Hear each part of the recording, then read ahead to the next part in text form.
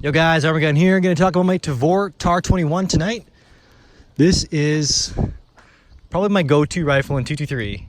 So the Tavor is non-restricted in Canada. It makes it a really attractive rifle option in Canada due to the overall size. The bullpup allows you to get a full-length barrel, which we require to be not an SBR, and have less regs, be able to shoot it on our farmland and private land. So this is one of the smallest packages in Canada that lets you have a semi-automatic rifle that's tactical and still has a full-length barrel. So that's pretty cool.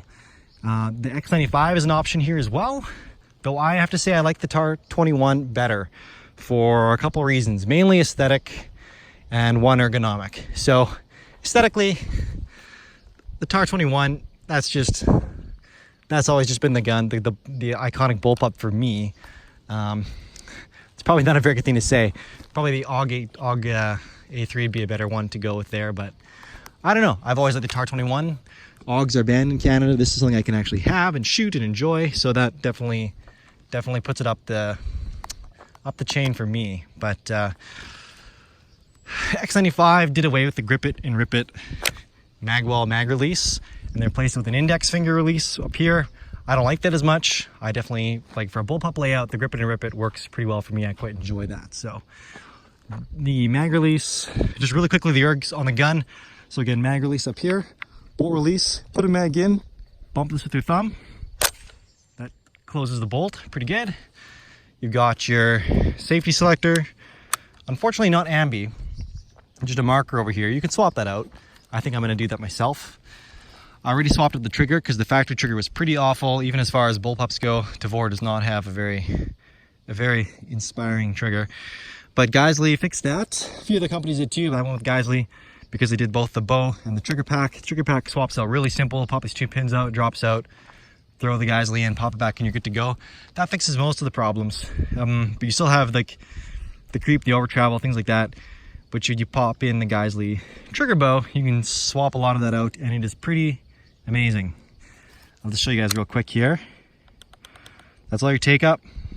Hit a wall, real firm, crisp break up or break. Reset. Pretty minor, and again, ready to go. So I definitely enjoy that quite a lot. I like the forward side charging action. I've always preferred that personally. I like that there's more aftermarket options available for the handguards for the TAR21. This one's done by my buddy who owns RPM Tool. They make fantastic handguards. It's all like 7061 aluminum, 7060 something like that. It's the it's aluminum that all like Gucci AR manufacturers like to brag their receivers are made out of. But he does do them in M-LOK now as well. He used to do them in Keymod and M-LOK. I'm so glad that the industry finally picked a ditch and went with M-LOK, so we can all just get on with our lives. But he did both. He now just does M-LOK. He does these for the Bushmaster ACR as well. They're phenomenal. And there's a long and a short version for each weapon platform. This is the long. I like the long better, just with my long barrel. If you got one of those little fancy 15.5 inch CTAR barrels, then the short ones look amazing. So, Fortis vertical grip. I like the skeletonized metal lower or metal look.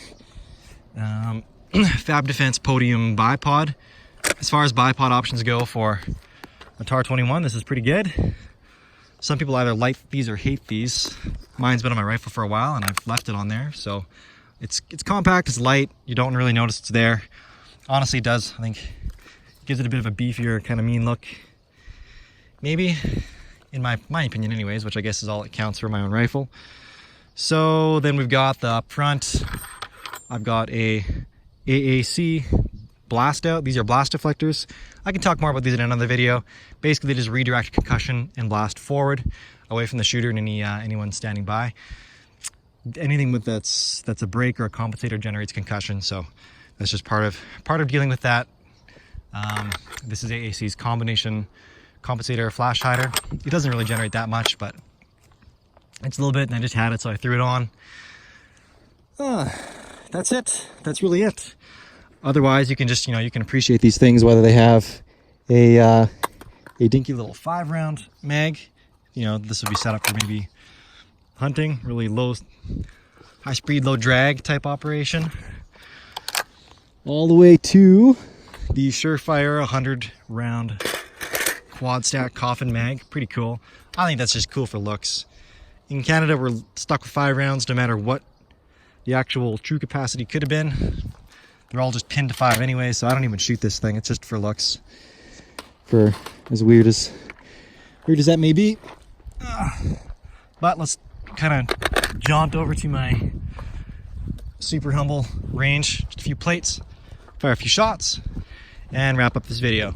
I'll do a tabletop and a breakdown and a disassembly so people can see how to clean this and anything else they want to see with the rifle. I can do that at a later date.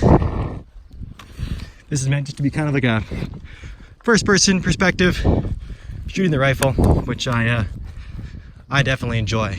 This is definitely one of my favorites. The Geisley makes all the difference. So hopefully I don't shoot my muzzle of the device off this time. In my second video with the Fame, 5th shot blasted off the Landtag Dragon I had on the end, which wasn't very good, but all right. So again, trying to figure out this camera angle thing where I can both see my sight and you guys can all see me shoot. Where'd my red dot go? There we go.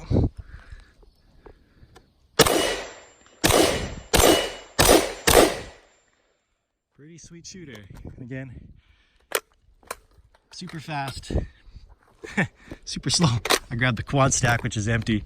So that just pops in,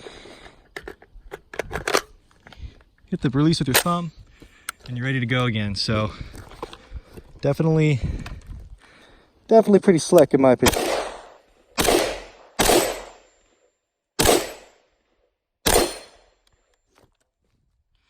And then in Canada, we can't have our semi-automatic, centerfire rifles are restricted to 5 rounds unless you get a pistol mag. Now, not every platform has a pistol mag, but thankfully the AR types do. So we're allowed these. Pistols in Canada are regulated to 10 rounds per mag. And again, they do have to say pistol on them to be valid, but you got 10. You can tag 2 together with a mag wedge. And then you got, honestly, quite a bit, as much as I really need at this point in time.